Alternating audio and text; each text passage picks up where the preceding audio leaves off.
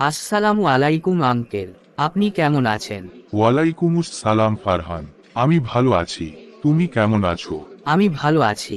আপনি এই চেয়ারে বসুন। আচ্ছা, ঠিক আছে।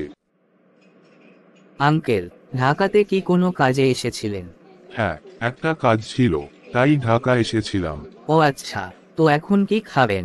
এখন কিছুই না, আমি আগেই দুপুরের খাবার খেয়ে ফেলেছি। আচ্ছা, আমি আপনার কাছ থেকে কিছু জানতে চাই। বলো, কি জানতে চাও? আপনি কি আমাকে বরিশালের ইতিহাস ও ঐতিহ্য সম্পর্কে সংক্ষেপে কিছু বলতে পারেন? হ্যাঁ, অবশ্যই। আচ্ছা, বলেন। প্রাচীনকালে বরিশাল ছিল সুপারি গাছ ও অনেক নদী বিশিষ্ট।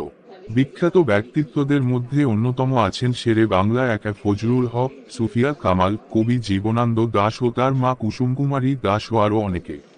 আর ঐতিহাসিক স্থান? তুমি কি দুর্গাসাগর দিঘির কথা জানো?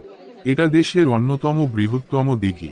এছাড়া গুঠিয়া মসজিদ, অক্সফোর্ড মিশন চার্চ এবং চাখার জমিদার বাড়ি আছে বরিশালে।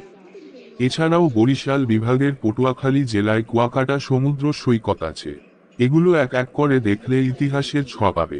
বরিশালের সংস্কৃতি ও উৎসব কেমন? বরিশালে পহেলা বৈশাখ খুবই ধুমধাম করে পালন করা হয়। এখানকার ঐতিহ্যবাহী খেলা হলো কাবাডি, হাডুডু ও নৌকাবাইশ। বরিশালের লোকজ সংস্কৃতির একটি বিশাল অংশ হলো বাউল গান এবং পালা গান। খাবারের দিক দিয়ে বরিশাল কেমন? খাবারের কথা বললে পান্তা ইলিশের কথা না বললেই নয়। এছাড়া শুটকি ভর্তা আর চুইঝাল বরিশালের বিখ্যাত। বরিশালের পেয়ারা এবং আমড়ার স্বাদও অসাধারণ। বরিশালের প্রাকৃতিক সৌন্দর্য নিয়ে কিছু বলেন। বরিশালের কীর্তনখোলা নদী, গ্রামাঞ্চলের হাওর, বিল সবই চোখ জুড়ায়। তুমি এখানে এলে মন ভরে যাবে। বরিশালের লঞ্চ ভ্রমণও বেশ জনপ্রিয়। এখানকার শিক্ষা প্রতিষ্ঠানের কথাও কিছু বলেন। বরিশাল বিশ্ববিদ্যালয় এখানে অন্যতম শ্রেষ্ঠ শিক্ষা প্রতিষ্ঠান। শিক্ষার পরিবেশও চমৎকার। এছাড়াও বরিশাল ব্রজমোহন কলেজ অর্থাৎ বিএম কলেজের কথা না বললেই নয়, যা বরিশালের অন্যতম পুরনো ও বিখ্যাত কলেজ।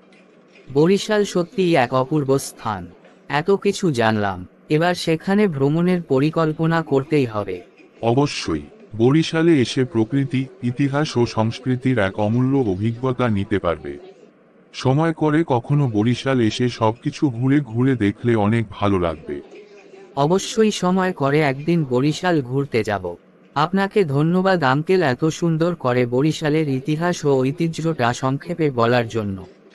তোমাকেও ধন্যবাদ ফারহান।